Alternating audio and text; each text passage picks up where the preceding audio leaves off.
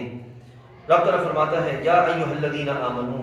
اب دیکھیے معزز مسلمان بھائیوں بزرگوں،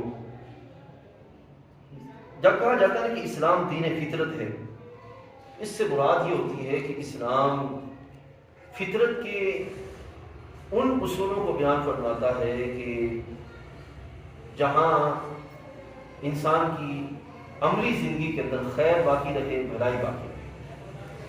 اور یہاں پہ آپ خود دیکھیے گا یہ وہ چیزیں ہیں جو بیان رکھی جا رہی ہیں جو انتہائی پرسنل معاملہ ہے. ٹھیک ہے، عموماً کہہ دیا جاتا ہے نا کہ دین میرا پرسنل معاملہ ہے، ٹھیک ہے نا جی، لیکن قرآن مجید فرقان حمید نے انتہائی پرسنل معاملے میں بھی انسان کو اس کے دین سے جدا نہیں رکھا.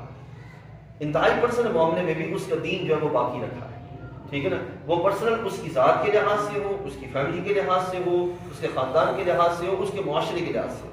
ابھی جو ہم نے پڑھا کہ کسی کے گھر میں جائے تو سلام کر کے جائے، تو یہ سماج کے لحاظ سے، ٹھیک ہے نا، اور ایک عورت کے لحاظ سے اس کی گھر کے لحاظ سے بیان کیا تو یہ بھی اس کی پرسنل کے لحاظ سے، لیکن وہاں پر بھی احکام بیان فرمائے. اب یہاں پہ بھی دیکھیے گا اللہ تعالیٰ فرماتا ہے یا ایھا الذین آمنو، اے ایمان والو، لیستأذنکم الذین ملکت ایمانکم والذین لم یبلغوا الحلم منکم ثلاث مرات، کہ چاہیے کہ تم سے اجازت لیں تمہارے ہاتھ کے مال غلام اور وہ جو تم میں ابھی جوانی کو نہ پہنچے ہوں، یعنی کہ چھوٹے بچے. ٹھیک ہے، یعنی کہ اگر ان کو اجازت دینے کی ضرورت ہے تو بڑوں کو بھی اجازت دینے کی ضرورت ہے. اب یہ طریقہ بیان کیا جا رہا ہے کس وقت میں؟ ثلاث مرات، 3 وقت. یعنی کہ 3 وقت ایسے ہیں کہ جب بندہ کسی کے گھر میں جائے یا کسی کے کمرے میں جائے تو خاص طور پر ان اوقات میں جو ہے وہ بندہ دستک دے کے جائے، ان سے پوچھ کے جائے کہ کیا میں اندر آ سکتا ہوں کہ نہیں آ سکتا. اب کون سے ہیں؟ من قبل صلاۃ الفجر، فجر سے پہلے، وحین تضعون ثیابکم من الظہیرہ، اور دوپہر کے وقت، ومن بعد صلاۃ العشاء، اور عشاء کے بعد. ٹھیک ہے، ثلاث عورات لکم، یہ 3 وقت تمہاری شرم کے پرسنل معاملات ہیں ان 3 کے لحاظ سے.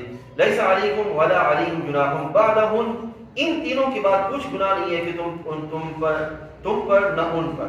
طوافون علیکم بعضکم علی بعض، ہم تو رفت رکھتے ہیں تمہارے یہاں ایک دوسرے کی. یعنی کہ ان کے علاوہ بندہ جو ہے وہ آ جا سکتا ہے، لیکن ان اوقات میں اللہ تعالیٰ فرماتا ہے کہ ہر ایک کو چاہیے کہ وہ ایک دوسرے کمرے میں جب جائے تو وہاں پر ان کے خیال کر کے ان سے اجازت دے کر. ٹھیک ہے، پھر اللہ فرماتا ہے کہ وَإِذَا بَلَغَ الْأَطْفَالُ مِنْكُمُ الْحُلُمَ، جب تم میں لڑکے جوانی کو پہنچ جائیں، فَلْيَسْتَأْذِنُوا، تو وہ بھی اذن مانگے.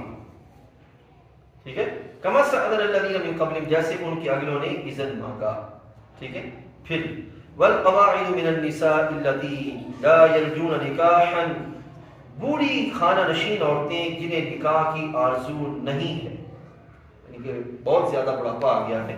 فَلَيْسَ عَلَيْهِنَّ جُنَاحٌ أَن يَضَعْنَ ثِيَابَهُنَّ غَيْرَ مُتَبَرِّجَاتٍ بِزِينَةٍ، ان پہ کچھ گناہ نہیں ہے کہ اپنے بالائی کپڑے اتار رکھیں جب سنگھار نہ چمکائیں. ٹھیک ہے، وَأَن يَسْتَعْفِفْنَ خَيْرٌ لَهُنَّ.